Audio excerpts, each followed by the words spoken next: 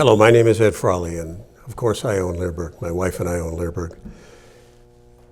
What I'm going to talk about today is Superstitious Association when used with remote collars, because it's an important thing that when new people buy a new remote collar and think they're going to train their dog with a remote collar, when they don't condition the dog to the collar correctly, can very easily have a situation that shows up that we call Superstitious Association. And what is that? Cindy and I just came in from a walk with our dogs and we were talking about it, and she brought up the fact of one of our dogs in the past, a Belgian Malinois female.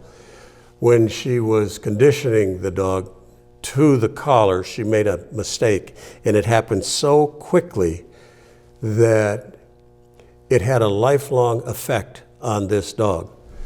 So she was walking it on our property, and she was using low-level stimulation with the dog, and the dog was doing something totally unrelated to what happened, and Cindy wasn't perfect on the timer. As the dog walked over to a bucket, a 5-gallon white bucket, and she accidentally stimulated the dog when it got near that bucket, and for the rest of that dog's life, and it wasn't high-level stimulation, for the rest of that dog's life, it would walk a country mile around a 5-gallon bucket anywhere it saw it, no matter what was in it. Cindy said, I think that dog would have died if the only place it could ever get water was out of a 5-gallon bucket. It never would have gone and drank water.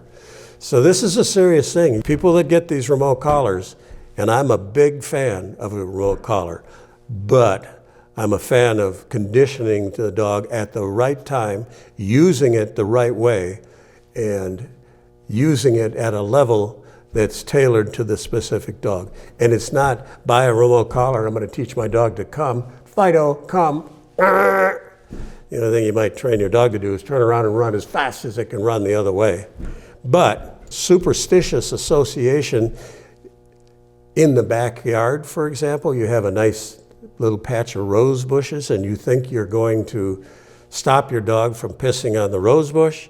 So you stand in the house and you watch the dog and you wait till it goes over there and lifts its leg and pees on your bush, and the dog jumps about that high because you're not using the right level of stimulation, and he runs to the other side of the yard.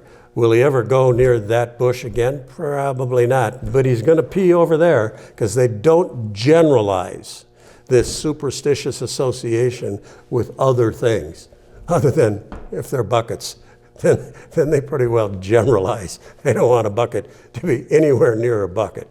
So just keep that in thought. If you're going to get a remote collar, I have excellent training videos on how to condition a dog to a remote collar and how to determine what level of stimulation you should be using on your dog that's based on the environment you're in at that moment in time and the number and severity of distractions that your dog is facing at that moment in time on where he is. So it's not just a one-all, tell-all deal. There's a lot to learn. It's not rocket science, but it does require sitting down, studying how to use these collars, taking the time to think about it, and then doing it correctly. And in closing this out, I'll say, we have a 14-year-old border terrier that I love, Stella. And in her old age, she's gone deaf. I don't take her out ever, not even out to pee off the steps in the front of my house without having that remote collar on her. And I don't use stimulation, I use vibration. Because her and I have learned to communicate. I can sit there and say, Stella, Stella. She don't hear it, and I'm from here to there away from it. But by training her using the vibration, she's with me all the time.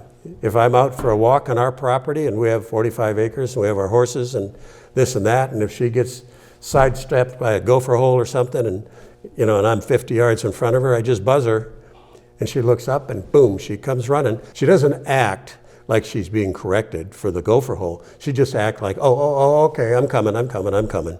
So think about this. If you're going to get a remote collar, learn how to use it, and don't get involved with Superstitious Association in white buckets.